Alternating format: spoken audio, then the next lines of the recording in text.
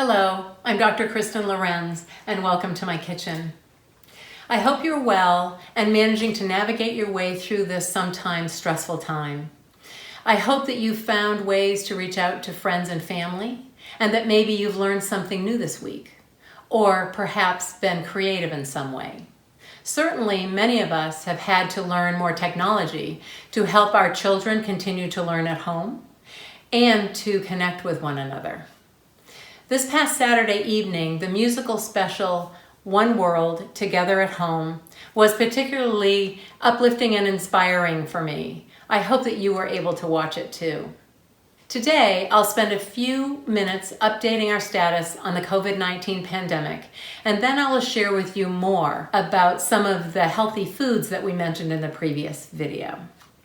Our Tucson hospital status remains very stable, with available hospital beds, available intensive care unit beds, and available ventilators, despite the number of new cases of COVID-19. Though the numbers are controversial, there is certainty that new cases continue to rise, and unfortunately the number of deaths in Tucson and in Arizona related to this virus continue to rise as well. It is clear that we have not yet reached our surge peak in the wave of this viral spread. The published case numbers are inaccurate, and the case death rate is particularly inaccurate because we still have a shortage of tests. Many infected individuals are not tested and therefore cannot be counted in the case totals. We need the total number of infected individuals to accurately calculate the death rate, and at this time, it's just not possible. This means that the actual case death rate is much lower than that currently being published. This week, there was formal discussion about mobilizing our communities and stimulating the businesses which have been placed on pause. Certainly, this is very important and very exciting for us to begin this exploration. One of the benchmarks which needs to be met before we can begin to release our current restrictions is a robust antibody testing program particularly for the at-risk healthcare workers. This is a complex issue, as it takes significant time to determine what antibody levels are needed for protection against reinfection and to realize how long the antibodies and the resulting protection will last. Real protection, I believe, will come in the form of the vaccine. Again, it takes time to develop a safe and effective vaccine, but we're hopeful that we will have one by early 2021. Then we can systematically deliver a high level of immunity and protection from this novel coronavirus. In the meantime, we need to continue those practices we've honed over the last several weeks. Staying at home, social distancing and face masks in public places, hand washing, hand sanitizers, avoiding touching public surfaces as much as possible, and avoiding touching our faces with unwashed hands. These continue to be important and will continue to be important for many months to come.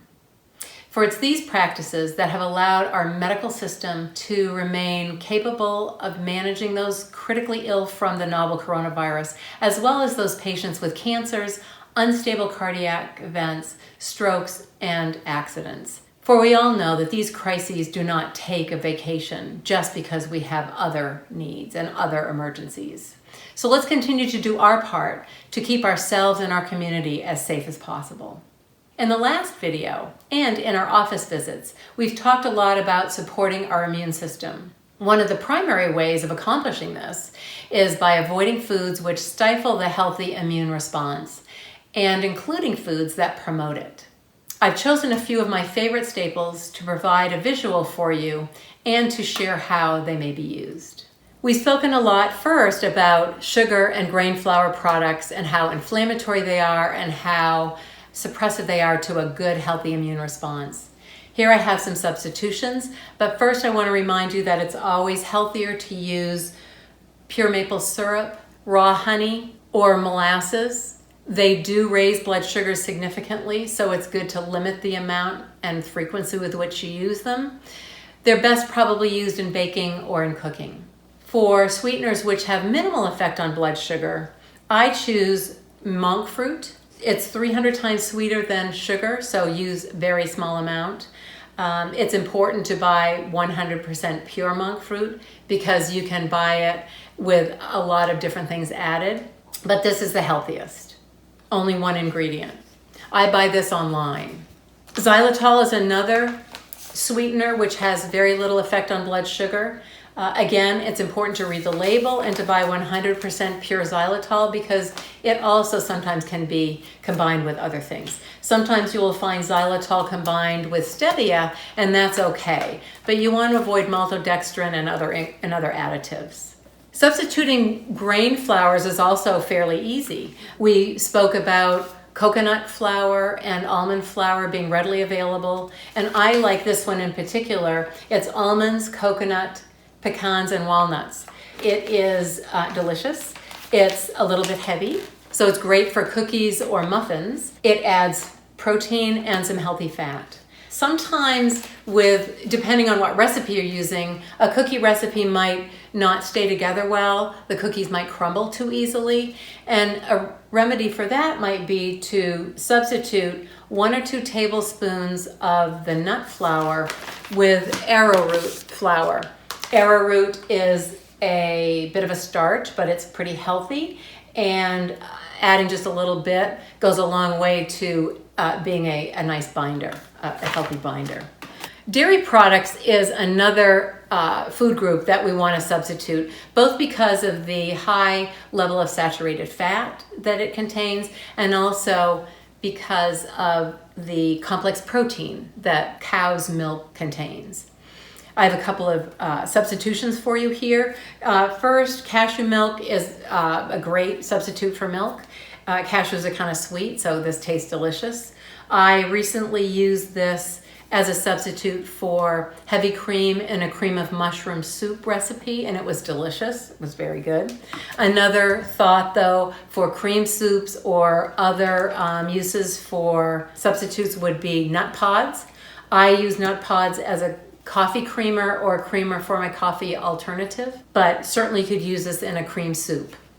For yogurt, I really like almond milk yogurt and cashew milk yogurt. They also have coconut milk yogurt. They come in small containers, so they're fun to try. Always buy plain and unsweetened. That's where you'll have the most good bacteria, and we'll talk about the probiotics in a minute. You can always add flavoring just before you eat it if you need to. We've spoken about mushrooms being really supportive to healthy immune function, and they certainly are. Shiitake mushrooms are particularly important for the acute immune response. Mushroom soup is a great way to get a yummy immune boost just because you can pack so many mushrooms into that mushroom soup meal. Probiotics. So this is a foundation of healthy digestive tract. Digestive health is extremely important for overall health. And these probiotics are particularly important in immune health. We've talked about the yogurts. These yogurts have good bacteria. A dose for probiotic use would be a couple of tablespoons. 4 times a day, changing up the foods is important to get a broad spectrum of the probiotics. We've talked about kombucha tea. Some of you had questions about it. This brand is GT's brand. It happens to have black tea and green tea as a base. They ferment the tea and then they add flavoring later. It's about 95% tea, and then to this one they added about 5% ginger juice, fresh ginger juice. So this is particularly healthy to the stomach. It's great for indigestion or heartburn, can settle it down quite quickly. A portion of this for probiotic dosing would be 1 or 2 ounces.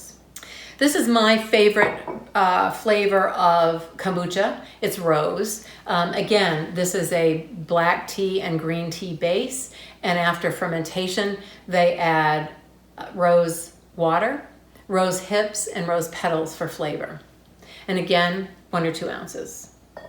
We talked about sauerkraut being very healthy with good bacteria. You want to see raw and fermented on the label, and it's just cabbage. A dose of this would be 1 or 2 tablespoons. Kimchi is another fermented vegetable. It tends to be spicy, and it tends to contain different types of vegetables. This kimchi contains shredded Napa cabbage, some beet, some carrot, and it's spicy, so it has some red pepper in it. This is one of my favorites, probiotic cashew milk yogurt. It's actually drinkable yogurt, so I would term it a kefir. It's made from cashew milk, or made from cashews. It's unsweetened and plain again, and if you need to add flavor, you can just before you drink it, but I really like it plain. A dose of this would be 1 or 2 ounces. I use a lot of this low sodium vegetable broth from Trader Joe's. I find it to be more flavorful than the regular vegetable broth, and it has less sodium. It's usually the foundation of most of my soups, and I will often also use it in sauteing on the stove when I don't want to use oils. Speaking of oils, we talked about cooking, and when you heat an oil, oftentimes it becomes unhealthy. So these oils are stable to 500 degrees, avocado oil and algae oil. This avocado oil can have a little bit of a flavor, which is delicious when you're cooking fish or chicken or vegetables. Algae oil is very light and has no flavor. So this you might want to use in your baking or when you're not wanting a flavor. I buy this at Trader Joe's and I buy this at Whole Foods or Sprouts. So at this time, it's really important that we try not to go to the grocery store too often. So some ideas to keep those anti-inflammatory vegetables going might be to have more broccoli, more cauliflower, cabbage, bok choy, carrots, Brussels sprouts, squash, and sweet potato on hand. Those vegetables will last longer in your refrigerator than others. Another idea may be frozen vegetables, and I just happened to find this organic rainbow cauliflower at Trader Joe's, and I talked to my pediatric patients about eating the rainbow, and this goes a long way. Who knew that cauliflower came in all these colors? But it has no other additives in it, and it's nice and colorful. Frozen fruit would also be a great way to get through this time and not have to go to the grocery stores frequently as well. I use a lot of tri-color quinoa and wild rice from Trader Joe's. I use these instead of white rice or brown rice. They can certainly be used in stews or soups. They can be used as pilafs, and I also enjoy a tabbouleh type salad with these. I use them a lot. And remember, when you add these to beans, they make a complete protein. So you could have a vegan or a vegetarian meal and still get your protein. Great idea there. Last but not least, this is my most favorite spice or condiment. It's called yuzu sauce, and it's from Trader Joe's. Yuzu is a citrus fruit from Asia. So this contains the yuzu juice, some red pepper, so it's spicy, and a little bit of salt. I just find that it adds so much flavor to my food. I use it on eggs, I use it in all of my salads. I often use it in soups and on roasted vegetables as well. So this is a great one. And let's not forget about movement and immune support, and for mental health as well. Our weather here in Tucson is truly beautiful, and many of our wildflowers are blooming right now. So please get out and enjoy both. Wishing you all blessings of peace and contentment. Thanks for watching. Bye-bye.